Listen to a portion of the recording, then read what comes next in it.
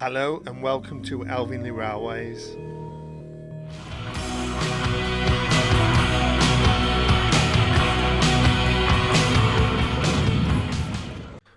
Okay, so it's been fairly busy since the last recording. I've got a list here of all the things I've been up to. Try not to creak everything. But yeah, welcome back to the channel. There's quite a lot of things been going on. My driving truck, which I use behind Elizabeth for a tender, needed quite a bit of work. So that's the first section on this video.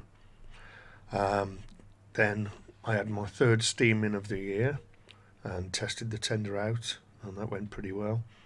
Tried the turntable again for the first time this year. That didn't go that well, but you'll see what happened. Keith stayed over for a couple of days and helped me on the railway again, or helped me do some filming. Di popped in. We had another run with Elizabeth, so the fourth time it ran this year. And that was a sort of early evening run when Keith arrived, because we knew that was going to be the only decent day weather-wise. So he had only just arrived and we got Elizabeth running, but got up and running within the hour, so that was pretty good. And we had a few trips, so yeah, it was all went pretty well.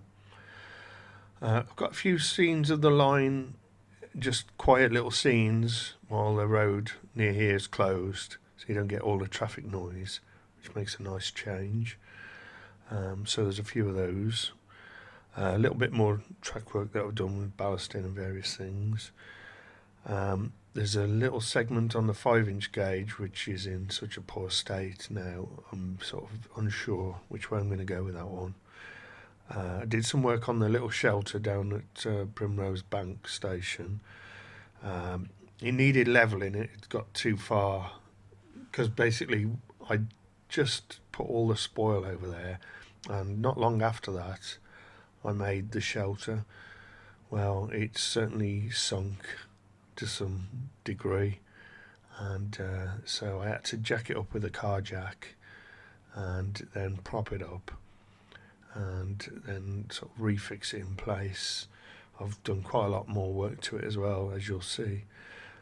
Painted the canopy and put some old engine oil on the woodwork to preserve it for future use. It's about 2 years old now, believe it or not, and it's done pretty well, especially some of the winds we get here. So you'll see that later. Also, I got a new part for my lubricator that was sticking. It's a little tiny bit called a needle clutch, but you'll see that fitted. And apart from that, there's quite a few trains running, steam and Ivy, the electric engine, another log train, just a short clip of that, and various other bits. So I hope you enjoy this video. This is going to be the March update, although obviously it's all been filmed in February. But like a magazine comes out the month before, think of it that way, I think. Anyway, I hope you enjoy it, and come back soon, because there will be more if the weather improves. It's horrible out there today, but a lot of what I did towards the end of this video was yesterday, and you wouldn't believe it looking out there now. It's misty and horrible. But it's still quiet because the road's closed again, so that's good in some ways, but not so good for getting into town. But yeah, hope you enjoy this. I will stop waffling and carry on waffling, but with images preferable to this view of me. The first step was to take the bogies off and to have a look at the springs. I found that they were fixed in by some mysterious method, and I didn't fancy trying to get them out. That looked like a massive job. I did check the gauge and it was quite narrow. That was the issue, and it was hitting parts of the track work. You'd think being narrow wouldn't be a problem. Well, it wouldn't be if you didn't have any points, but it's when it goes over frogs and stuff. You'll see what the problem is in a minute. So what I did, I made up these little housings for the springs that came from Ivy. You might remember some time ago I replaced the springs on Ivy for some stronger ones, and so these were ideal for what I needed on the tender for Elizabeth. Here you can see me hammering some bits of metal into shape, little bits. I'm not sure if there's some things that were left behind.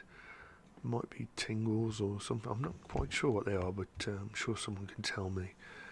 But basically sawed them and into shape and then pushed down the spring to get them in, as you can see.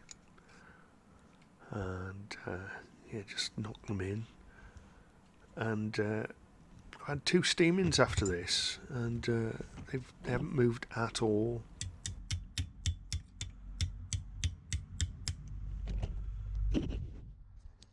The only way they've been fixed in are by a couple of cable ties, which you'll see in a sec. But they're so much firmer than the old springs. It's much more comfortable than it was before. I started filing the backs of those wheels, but it would have took forever. So I got the old grinder out. You can see the cable ties holding on the retainer for the springs. Here you see that the problem lies with the narrow gauge of those wheels. The fact that they hit the frog in that way. So what I've done is tried to give them more of a rounded profile on the backs of the wheels using the grinder.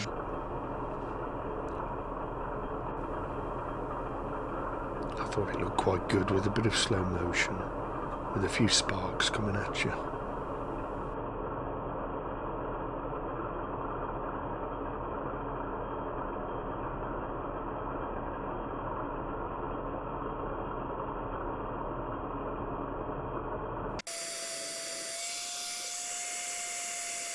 I might do some more.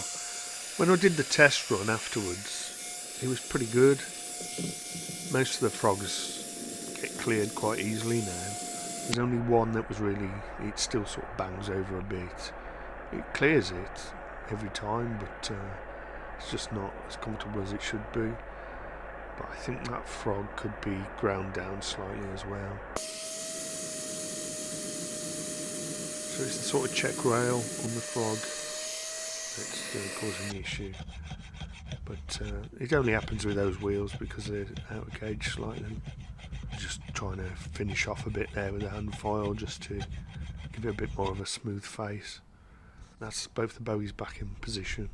You can see one of our little friends has been making a nest out of some of the foam in my seat. However animal proof you try to make your shed, they're going to get in there. But sitting on it, it felt so much firmer. There's a Sarah dressed as me. She just borrowed my coat. She's doing some firing there for me. Just spread it all over really well.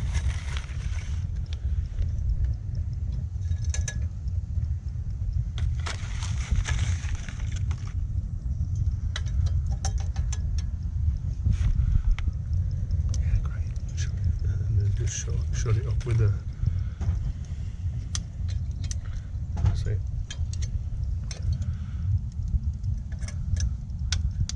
Push it a little shut. You got it. Very good.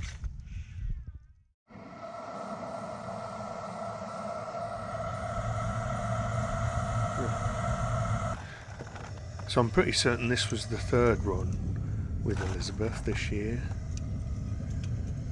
And this was so that I could test the tender just to see if everything was okay. But yeah, it was much better. It just felt so much firmer. Before, when you sat on it, the whole thing just sank.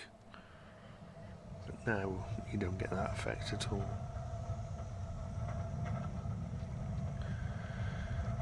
Although with Ivy you did get a bit of that sinking kind of thing.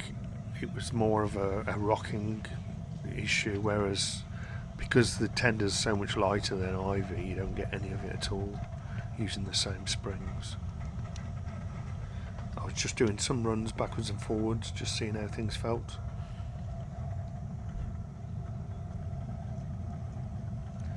But as I say, it's just one of the points on the loop at the end that's still a bit of an issue. But I think I'll take a grinder to that. I might borrow Dye's grinder because this is a cordless one. So it's a bit easier than me traipsing around with loads of cable reels and stuff.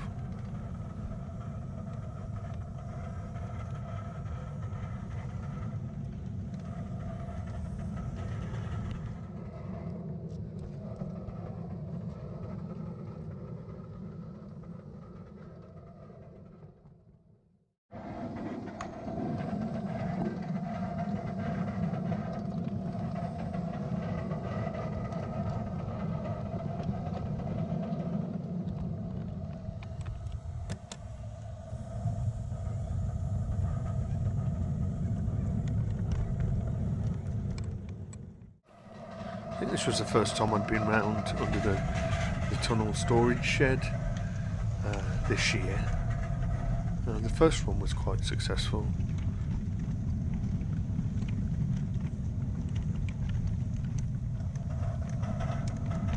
Track where I'd brought it up so that the gradient wasn't so bad was quite good. It didn't seem to have moved at all, really. It's unusual for you to see the loco going this way, generally.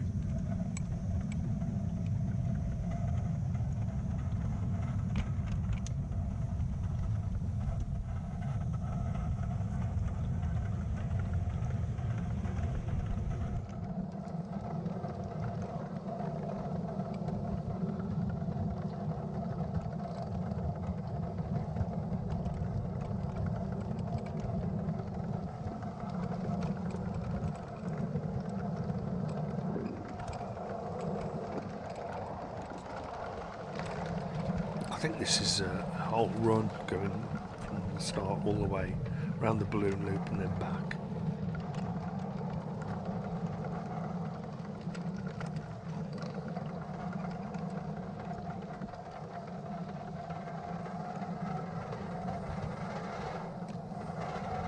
Actually, no,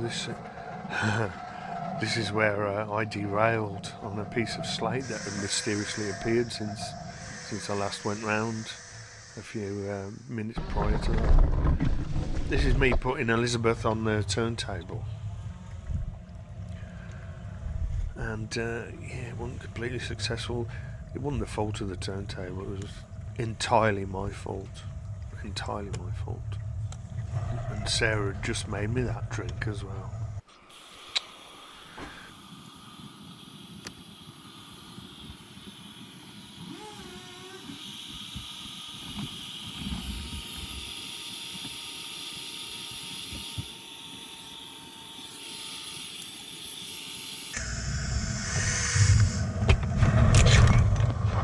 So yeah, this is the whole run from this end of the railway all the way down and all the way back.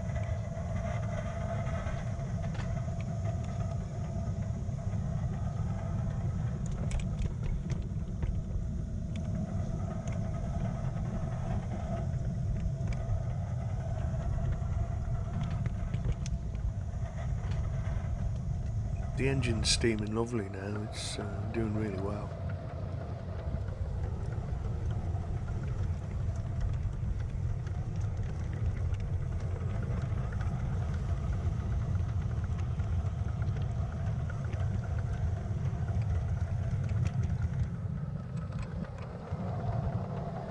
Bought some more water treatment for it the other day, so it's got everything it needs to run for the rest of the year.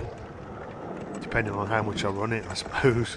If I go a bit mad, I might need to stock up on a few more bits and pieces.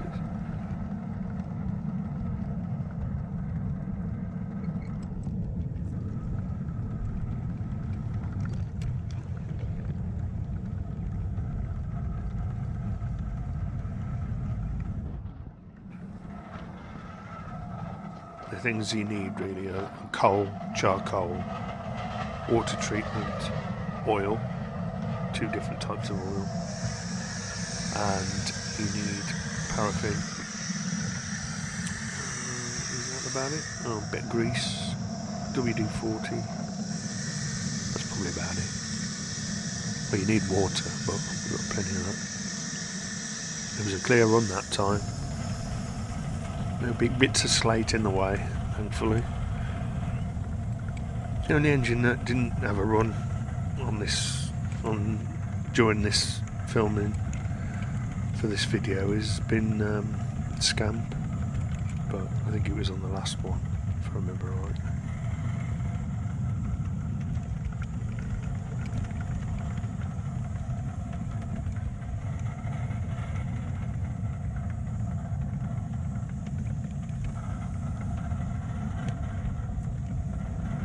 When I'm editing a big video like this, playing back the video and doing the narration, it keeps stopping and going slow and stuff, so I'm guessing some of the time. But yeah, there's a nice sunny view, and there's a nice sunny rainy view. It started raining, and that day I think we had 2 big bright rainbows. We get so many rainbows here, but I think it's really nice when it's raining and sunny at the same time. Man, it looks so nice for filming the steam loco. Moss is looking particularly lush because of all the rain we've been having.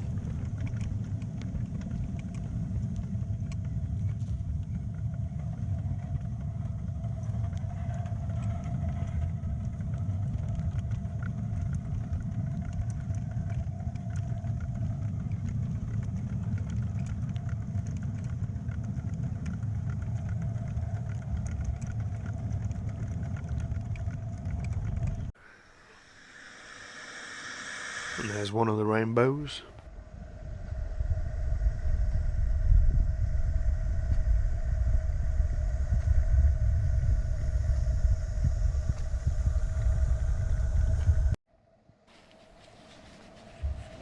I think that was the second rainbow that day. On this steaming and the next one, I was still having problems with one of the lubricators.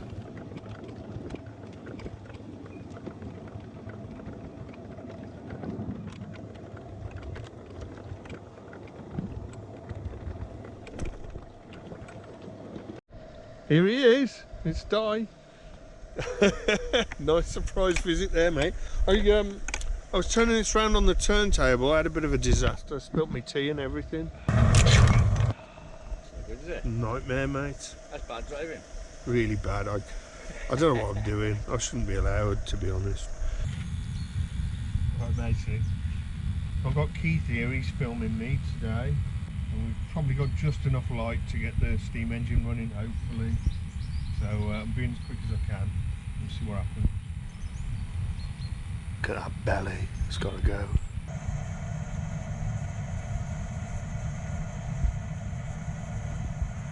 Keith looking a bit nervous there after last year's disaster. He's just getting used to the new seat there.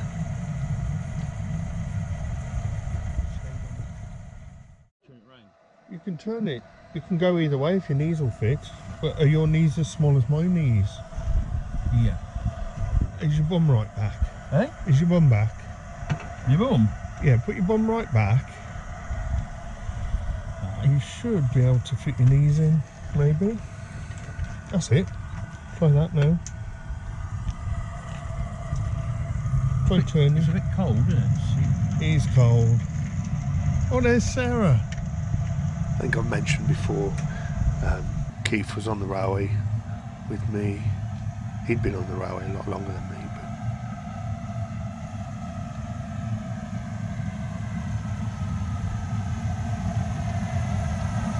But... So this was the 4th steaming this year.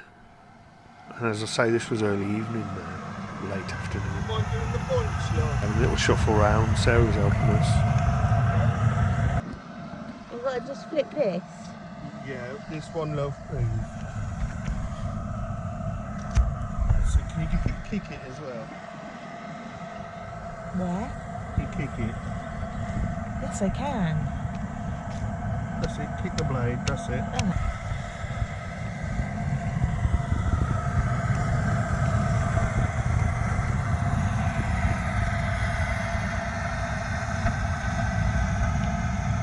Did you put the point back over for key? This one again. Push it that way. Yeah. But make sure they're over, that's it, love. Thank you, Lord. Thank you, Lord.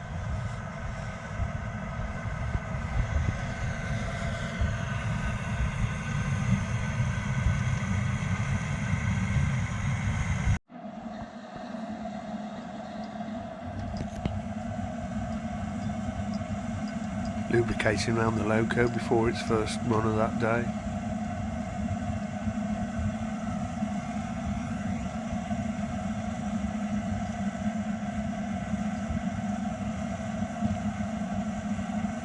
Really ready, Mason. I got a lot of rubbish in my tea. My tea's ruined. See the safety valve go off, mate? Eh? Safety valve's about to go. Oh, right, okay.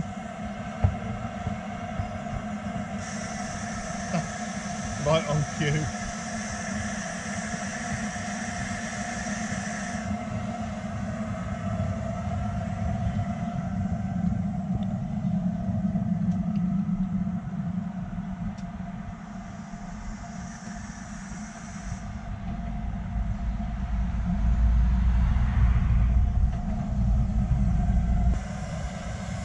Yeah, I'm just checking that lubricator again.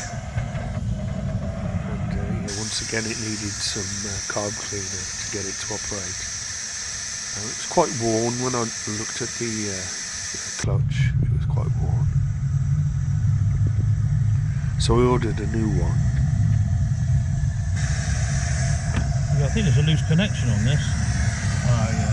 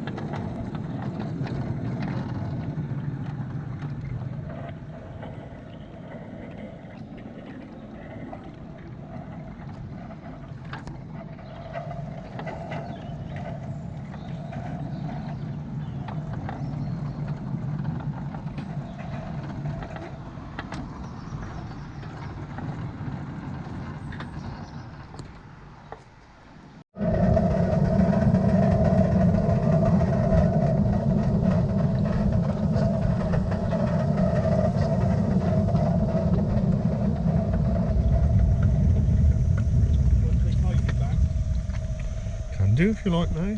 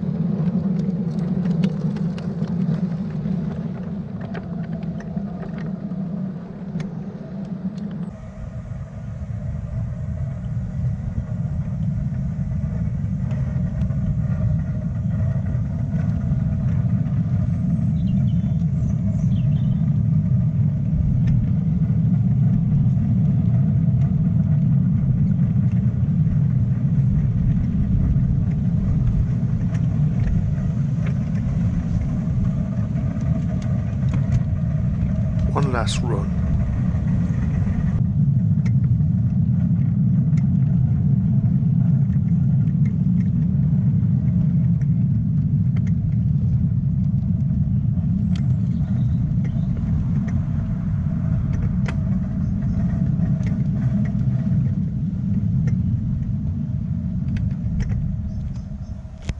Just use up the last bit of pressure. Just uncoupling the coach.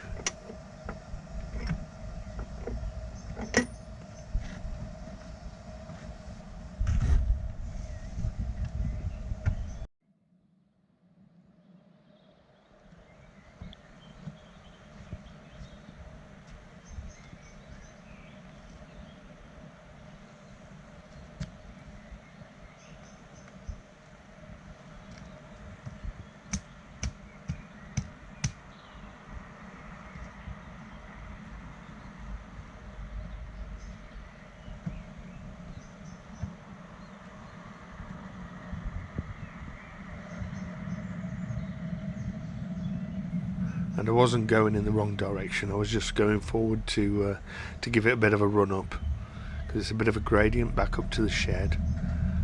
But I'd forgotten that I'd left the pipe across the track.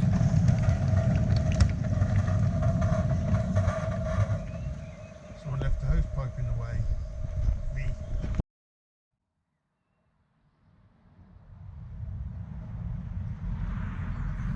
So I had to have another attempt.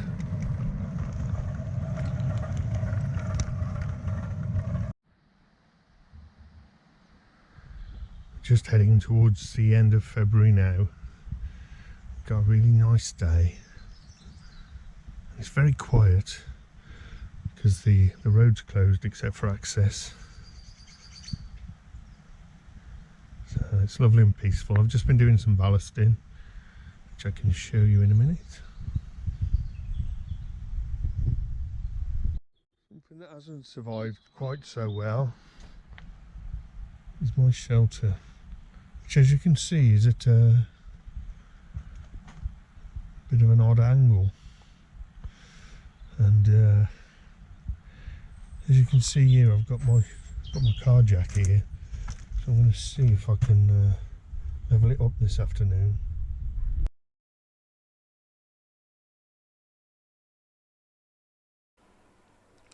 There you can see the jack being used to hoik up the old shelter at the back. It kept sliding all over the place in the mud. There's quite a little bit of a slope here on there as well. Bit of ballasting. Just round here you can hear the stream.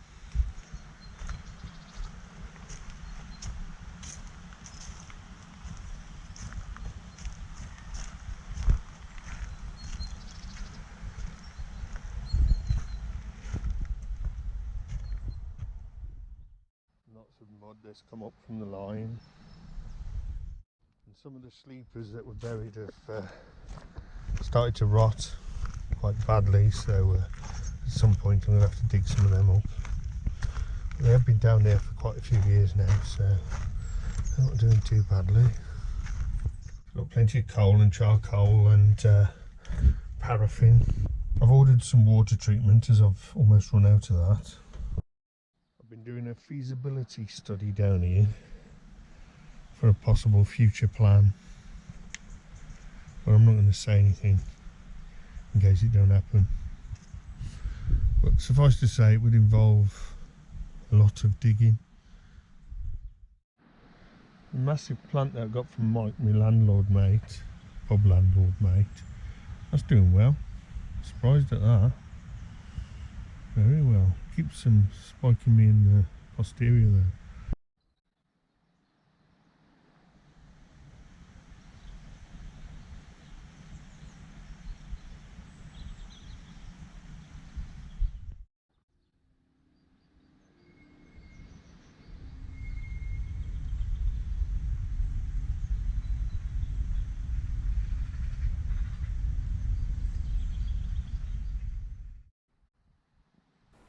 The old stump, lovely moss.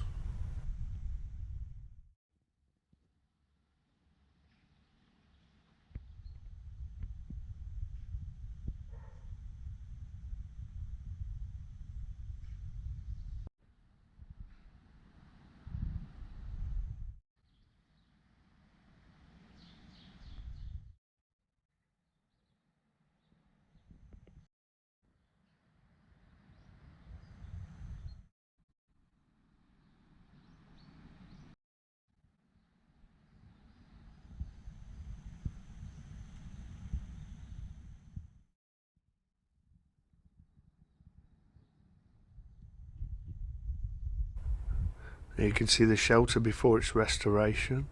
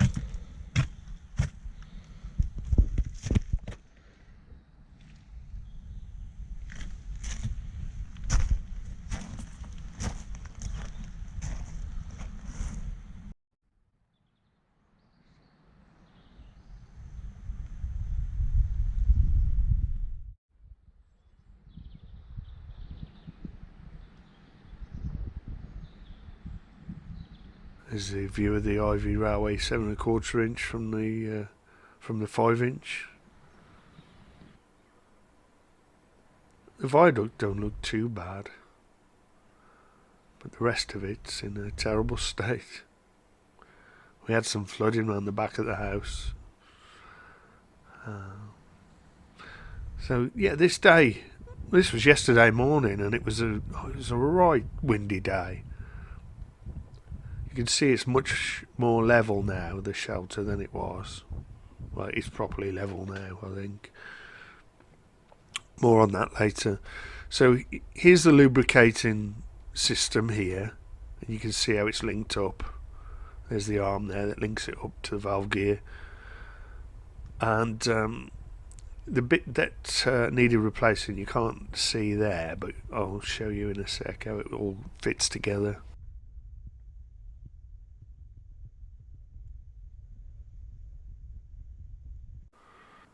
So it's a bit blurry, but that there is the needle clutch.